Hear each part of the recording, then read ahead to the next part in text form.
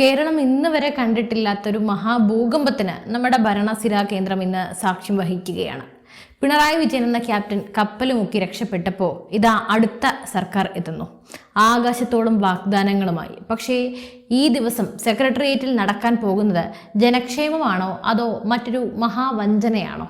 ഖജനാവ് കാലിയാക്കിയ ഇടതും നടപ്പിലാക്കാൻ കഴിയാത്ത ഗ്യാരണ്ടികൾ നൽകുന്ന വലതും ചേർന്ന് മലയാളിയെ വിഡ്ഢിയാക്കുകയാണോ?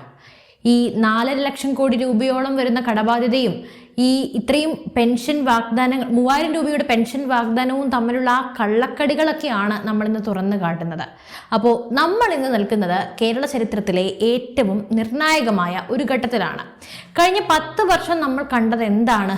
വികസനം എന്ന പേരിൽ PR വർക്കുകൾ നടത്തി കടക്കെണിയിൽ മുങ്ങിയ ഒരു കേരളത്തെയാണ്. പിണറായി വിജയൻ എന്ന ഭരണാധികാരി സെക്രട്ടേറിയറ്റിൽ 6ാം നിലയിലിരുന്ന് ജനങ്ങളെ പുച്ഛിച്ച് തള്ളിയപ്പോൾ അദ്ദേഹം മറന്നുപോയ ഒരു കാര്യമുണ്ട്. ജനാധിപത്യത്തിൽ ജനങ്ങളാണ് യജമാനൻ എന്ന വോട്ട് കിട്ടിയ ആ കസേരയിൽ കയറി ഇരുന്നാൽ എല്ലാം തികഞ്ഞു എന്നാണ് അദ്ദേഹം കരുതിയിരുന്നത്. എന്നാൽ അതിനൊരു തീരുമാനമായി. കറുത്ത മാസ്ക് വെച്ചാൽ അറസ്റ്റ്, കറുത്ത തുണി കണ്ടാൽ വിരളി പിടിക്കുന്ന ഒരു മുഖ്യമന്ത്രി, ആയിരക്കണക്കിന് പോലീസുകാരുടെ അകമ്പടിയില്ലാതെ ജനങ്ങൾക്കിടയിലേക്ക് ഇറങ്ങാൻ ഭയപ്പെട്ട ഒരു ക്യാപ്റ്റൻ, ഇത്രത്തോളം ജനങ്ങളിൽ നിന്നും ഒറ്റപ്പെട്ട മറ്റൊരു ഭരണാധികാരി കേരള ചരിത്രത്തിൽ ഉണ്ടായിട്ടില്ല എന്ന് തന്നെ പറയാം. ആദ്യമായിട്ടായിരുന്നു ഇത്തരത്തിലൊരു മുഖ്യന്റെ പ്രതിരൂപത്തെ നമ്മൾ കാണുന്നത്. സംസ്ഥാനം പട്ടിണിയിലായിരിക്കുമ്പോഴും ഹെലികോപ്റ്ററിൽ പറന്നു നടന്ന മുഖ്യമന്ത്രി, ഉപദേശകർക്ക് ശമ്പളം നൽകാനും നീന്തൽക്കുളം പണിയാനും പണമുണ്ടായിരുന്ന സർക്കാരിന് പക്ഷെ പാവപ്പെട്ടവന്റെ പെൻഷൻ നൽകാൻ പണമില്ലായിരുന്നു. ലാവ്ലിൻ മുതൽ മാസപ്പടി വരെ, സ്വർണ്ണക്കടത്ത് മുതൽ ക്യാമറ വരെ, സ്വർണ്ണക്കൊള്ള വരെ, അങ്ങനെ പിണറായി വിജയന്റെ ഭരണം അഴിമതിയുടെ ഒരു എൻസൈക്ലോപീഡിയ തന്നെ ആയിരുന്നു. സ്വന്തം മകൾക്കെതിരെ വരെ ആരോപണങ്ങൾ ഉയർന്നിട്ടും മിണ്ടാട്ടം മുട്ടിയിരുന്ന മുഖ്യമന്ത്രിയാണ് നമ്മൾ നേരിൽ കണ്ടത്. അപ്പോൾ ഇന്ന് ആ ഭരണം അവസാനിച്ചിരിക്കുന്നു. അതിന് അവസാനത്തെ ആണിയും UDF ഇന്നത്തോടെ അടിച്ചു തീർത്തു. പക്ഷെ അദ്ദേഹം അവശേഷിപ്പിച്ചു പോയത് ഏകദേശം 4.5 ലക്ഷം കോടി രൂപയുടെ കടബാധ്യതയാണ്. അപ്പോൾ ഈ തകർന്നു പോയ ഖജനാവ് കൈമാറിക്കൊണ്ടാണ് അദ്ദേഹം പടിയിറങ്ങുന്നത്. ഇടതുപക്ഷത്തിന്റെ ധാർഷ്ട്യം കണ്ടു മടുത്ത മലയാളി UDFനെ അധികാരത്തിലേറ്റു. ഒരിക്കലും UDFന്റെ കഴിവ് കൊണ്ടായിരുന്നില്ല അത്, മറിച്ച് ഭരണവിരുദ്ധ വികാരം അത്രത്തോളം ഉണ്ടായിരുന്നു. അപ്പോൾ ഇവിടെയാണ് നമ്മുടെ യഥാർത്ഥ ചോദ്യം വരുന്നത്. UDF മുന്നോട്ട് വെച്ച ഇന്ദിരാ ഗ്യാരണ്ടികളൊക്കെ വെറും കടലാസപുലികളായിരിക്കുമോ? പണ്ട് നമ്മൾ കണ്ടതാണ് ഉമ്മൻചാണ്ടി സർക്കാരിന്റെ കാലത്തെ ഗ്രൂപ്പ് വഴക്കുകളും അഴിമതികളും ഒക്കെ. അന്ന് മടുത്തിട്ടാണ് ജനങ്ങൾ ഇടതുപക്ഷത്തിന് വോട്ട് ചെയ്തത്, അവർക്ക് തുടർച്ചയായി 2 അവസരം കൊടുത്തതും. ഇപ്പോൾ വീണ്ടും പഴയ പടക്കുതിരകൾ പുതിയ വേഷത്തിൽ വരികയാണ്. ജൂൺ 18, അതായത് ഇന്ന് ആദ്യ മന്ത്രിസഭാ യോഗം ചേരുമ്പോൾ ഇവർക്ക് ജനങ്ങളോട് ആത്മാർത്ഥത ഉണ്ടാകുമോ അതോ വാഗ്ദാനങ്ങൾ ഓരോന്നോരോന്നായി മാറ്റിവെക്കുമോ, മറന്നു പോകുമോ? തിരഞ്ഞെടുപ്പ് കാലത്ത് സ്ത്രീ വോട്ടർമാരെ സ്വാധീനിപ്പിക്കാൻ UDF എറിഞ്ഞ വലിയൊരു ചൂണ്ടയുണ്ടായിരുന്നു KSRTCയിലെ സൗജന്യ യാത്ര. ഇന്ന് അതിനെതിരെ വളരെയേറെ ജനരോഷം ഉയരുന്നുണ്ട്. കാരണം എങ്ങനെയൊക്കെയോ ഒന്ന് KSRTC എന്താ പറയുക, നീതി തുഴഞ്ഞ് പോകുമ്പോൾ അതിൽ ഈ സ്ത്രീകൾക്ക് സൗജന്യമായിട്ടുള്ള ഈ ടിക്കറ്റ് വളരെയേറെ മണ്ടത്തരം തന്നെയാണ്. പണമില്ലാത്ത വെന്റിലേറ്ററിലാണ് ഇത്തരത്തിലേറെ അവസ്ഥ. അപ്പോൾ കൂടാതെ സ്ത്രീകൾക്ക് സൗജന്യ യാത്ര നൽകുമ്പോൾ ഓരോ മാസവും കോടിക്കണക്കിന് രൂപയുടെ അധിക ബാധ്യതയാണ് വരിക. അപ്പോൾ ഇതെവിടെ നിന്ന് കണ്ടെത്തും? ജൂൺ 18 യോഗത്തിൽ ഇതിനായി ഒരു സമിതിയെ വെക്കാനാണ് നീക്കം. അതായത് ഉടൻ നടപ്പിലാക്കില്ല. പഠനവും റിപ്പോർട്ടും എന്ന് പറഞ്ഞ് കാലതാമസം വരുത്തുന്നത് ജനങ്ങളെ പറ്റിക്കലല്ലേ? അതുപോലെ തന്നെ വലിയൊരു വാഗ്ദാനമായിരുന്നു വനിതാ മുഖ്യമന്ത്രി രാഹുൽ ഗാന്ധി എറിഞ്ഞു കൊടുത്ത ഒരു വാഗ്ദാനമാണ്. അപ്പോൾ ഒരു സംശയം ചോദിക്കട്ടെ, നാളെ തൊട്ട് VD സതീശൻ സാരി ഉടുത്തുകൊണ്ടാണോ സഭയിൽ ഇരിക്കാൻ പോകുന്നത്? പിണറായിയുടെ കാലത്ത് ശമ്പളം കിട്ടാതെ ജീവനക്കാർ ആത്മഹത്യ ചെയ്തിട്ടുണ്ട്. ഇപ്പൊ പുതിയ സർക്കാർ വരുമ്പോൾ ഡീസൽ അടിക്കാൻ പോലും പണമില്ലാത്ത അവസ്ഥയിലേക്ക് ഈ സ്ഥാപനം മാറുമോ? ഓരോ കുടുംബത്തിനും 25 ലക്ഷം രൂപയുടെ ചികിത്സാ സഹായം കേൾക്കുമ്പോൾ ആർക്കും സന്തോഷമൊക്കെ തോന്നാം, പ്രതീക്ഷയാണ്. പക്ഷേ സാമ്പത്തിക ശാസ്ത്രം അറിയുന്നവർ ചിരിക്കും. കേരളത്തിന്റെ മൊത്തം ബജറ്റിനേക്കാൾ വലിയ തുക ഈ പദ്ധതിക്ക് മാത്രം വേണ്ടി വരും. അപ്പോൾ ഇതും ഒരിക്കലും നടപ്പിലാക്കാൻ സാധ്യത പോലും ഇല്ലാത്ത കാര്യമാണ്. ധനകാര്യ അധ്യക്ഷനാൽ ചീഫ് സെക്രട്ടറിയെ ഇതിനു വേണ്ടി ചുമതലപ്പെടുത്തിയിട്ടുണ്ട്. 3 മാസത്തിനകം റിപ്പോർട്ട് വരും. റിപ്പോർട്ട് വരുമ്പോൾ അവർ പറയും ഖജനാവ് കാലിയാണെന്ന്, പിണറായി എല്ലാം കൊണ്ടുപോയി, അതുകൊണ്ട് ഇപ്പം പറ്റില്ല എന്ന്. അപ്പോൾ ഇതൊക്കെയാണോ ജനങ്ങൾ പ്രതീക്ഷിച്ച മാറ്റം? പിണറായി വിജയൻ കാരുണ്യ പദ്ധതി നിർത്തിയപ്പോൾ ജനങ്ങൾ കരഞ്ഞു. ഇപ്പോൾ UDF പുതിയ സ്വപ്നം കാട്ടി ജനങ്ങളെ വീണ്ടും കൊലയ്ക്ക് കൊടുക്കുകയാണ്. ചികിത്സ കിട്ടാതെ പാവപ്പെട്ടവർ മരിക്കുമ്പോൾ രാഷ്ട്രീയക്കാർ AC റൂമിലിരുന്ന് ഫയലുകൾ പഠിക്കുന്നു. കൂടാതെ അവർക്ക് ചികിത്സാ സഹായം ആവശ്യപ്പെടുമ്പോൾ നേരെ അമേരിക്കയിലേക്ക് പറക്കും. തീർന്നില്ല, 700 രൂപ പ്രതിദിന വേതനം, ഇതാണ് വാഗ്ദാനം. പക്ഷെ ഇപ്പൊ കേൾക്കുന്നത് 500 രൂപയുടെ കണക്കെടുപ്പാണ്. 200 രൂപയുടെ കുറവ് എന്തിനാണ്? അധികാരത്തിൽ വരുന്നതിന് മുമ്പ് നൽകിയ വാഗ്ദാനം പാലിക്കാൻ UDF കഴിയില്ലെങ്കിൽ അവർ എന്തിനാണത് പറഞ്ഞത്?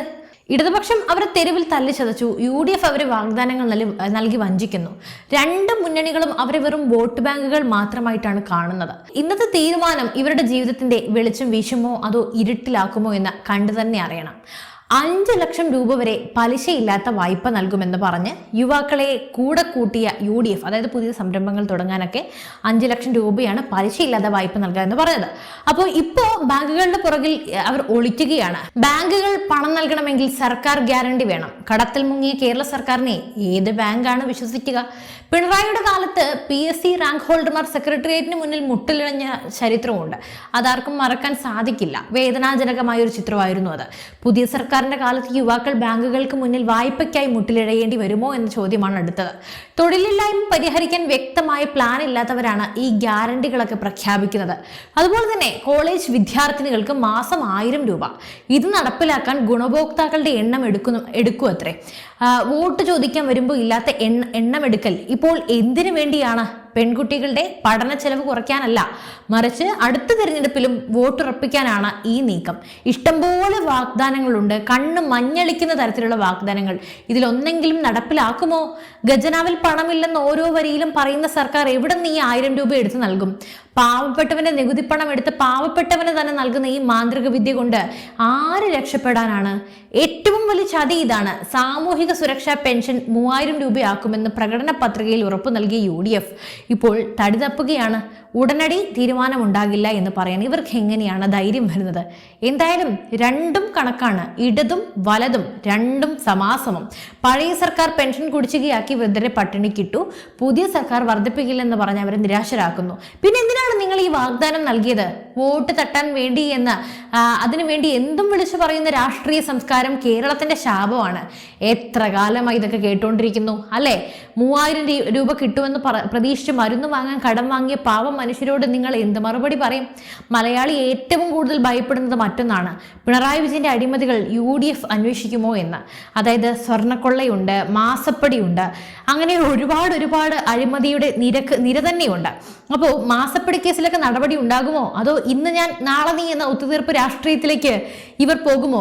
ഇത് മാത്രമേ നമ്മൾ ഇതുവരെ കണ്ട് ശീലിച്ചിട്ടുള്ളൂ. അല്ലാതെ ഇവിടെയുള്ള അഴിമതികൾ ഒരു കാലത്തും ഒരു ഉത്തരത്തിലേക്ക് എത്തിയത് നമ്മൾ കണ്ടിട്ടില്ല. ഇടതും വലതും ഒരു നാണയത്തിന്റെ 2 വശങ്ങളാണെന്ന് ജനങ്ങൾ വിശ്വസിച്ചു തുടങ്ങിയാൽ കേരളത്തിന്റെ ജനാധിപത്യം അവിടെ അവസാനിക്കും. പിണറായി വിജയനെ ജയിലിലടയ്ക്കാൻ കോൺഗ്രസിന് തന്റെ ഇടമുണ്ടോ? അതോ കേന്ദ്ര ഏജൻസികളെ കാണിച്ച് പേടിപ്പിക്കുക മാത്രമാണോ നിങ്ങൾ ചെയ്യുക? എന്തായാലും ഇന്നത്തെ ദിവസം ഒരു നിർണായക ദിവസം തന്നെയാണ്. പലതും നമുക്ക് കണ്ടറിയാം. എന്തായാലും ഇതിനുള്ള ഉത്തരങ്ങളൊക്കെ ഞാൻ ഇപ്പൊ തന്നെ പറഞ്ഞു. അവരുടെ വാഗ്ദാനങ്ങളെല്ലാം വെറും കടലാസ പുലികൾ മാത്രമായിരിക്കും. വോട്ട് കിട്ടാനുള്ള വെറും തന്ത്രങ്ങൾ. ഖജനാവിലെ അവസ്ഥ ഒരു കാലത്തും പുറത്തുവിടാനും ചാൻസ് ഇല്ല. പിണറായിയുടെ പാപഭാരങ്ങൾ കഴുകിക്കളയാൻ മാത്രമേ നമുക്ക് പ്രതീക്ഷയുള്ളൂ. എന്തായാലും ഈ ചോദ്യങ്ങൾക്കുള്ള ഉത്തരം നമുക്ക് ഇന്ന് ലഭിക്കും. പക്ഷേ നിലവിലെ സൂചനകൾ അത്ര ശുഭകരമല്ല. പഠനത്തിന് വേണ്ടി സമിതികളെ നിയോഗിക്കുക എന്നത് രാഷ്ട്രീയക്കാരുടെ സ്ഥിരം തന്ത്രമാണ്. ജനങ്ങളുടെ കണ്ണിൽ പൊടിയിടാൻ വേണ്ടിയുള്ള നീക്കമാണത്. നമ്മൾ എന്തായാലും വഞ്ചിതരാവുകയാണ്. അപ്പോൾ ഇടതുപക്ഷം നമ്മളെ കടക്കാരാക്കി, വലതുപക്ഷം നമ്മളെ സ്വപ്നം കാണിച്ച് വഞ്ചിക്കുന്നു. നമ്മളൊരു കാലത്തും ഇവർ കാരണം രക്ഷപ്പെടാൻ പോകുന്നില്ല. കേരളം ഇങ്ങനെ മുങ്ങിത്താണുകൊണ്ടേ ഇരിക്കുകയാണ്.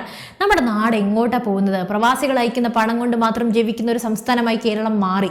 കൃഷിയില്ല, വ്യവസായമില്ല, തൊഴിലില്ല, ഉള്ളത് രാഷ്ട്രീയക്കാരുടെ തമ്മിലടിയും അഴിമതിയും മാത്രം. ഇന്ദിരാ ഗ്യാരണ്ടികൾ നടപ്പിലാക്കാൻ 6 മാസം വേണമെന്ന് പറയുന്നവർ ഈ 6 മാസം കൊണ്ട് എത്ര കോടിയുടെ കടം വീണ്ടും എടുക്കുമെന്ന് കണ്ടു തന്നെ അറിയണം.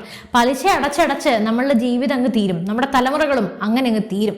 എന്തായാലും ഇതിനൊന്നും ഒരു മാറ്റം ഉണ്ടെന്ന് എനിക്ക് പ്രതീക്ഷയില്ല. നിങ്ങൾക്ക് പ്രതീക്ഷയുണ്ടെങ്കിൽ തീർച്ചയായും താഴെ കമന്റ് ചെയ്യൂ. മറ്റൊരു വിഷയമായി വീണ്ടും എത്തും വരെ നന്ദി.